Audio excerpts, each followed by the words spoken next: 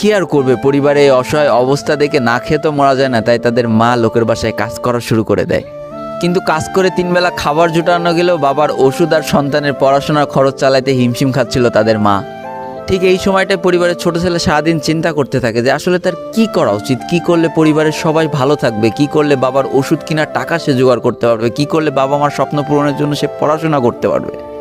তার সামনে শুধু একটা অপশনে খোলা ছিল, সেটা হচ্ছে ফ্রি ফায়ার গেমটা। কি আর করবে, সারাদিন সে পড়াশোনা করতো আর সারা রাত ফ্রি ফায়ার গেম খেলে খেলে ভিডিও আপলোড করা শুরু করে ইউটিউবে।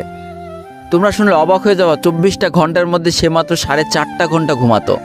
দিনের বেলা স্কুলে থাকতো, স্কুল থেকে এসে সে একটা চার দোকানে কাজ করতো, চার দোকান থেকে বাসায় এসে পড়াশোনা করতো, পড়াশোনার পরে রাত্রেবেলা ফ্রি ফায়ার গেম খেলে ভিডিও আপলোড করতো।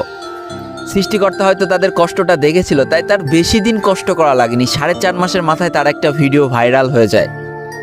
ব্যাস, লাইফের মোড়টা এইখান থেকে ঘুরে গিয়েছিল। তোমরা সকলে যেন একটা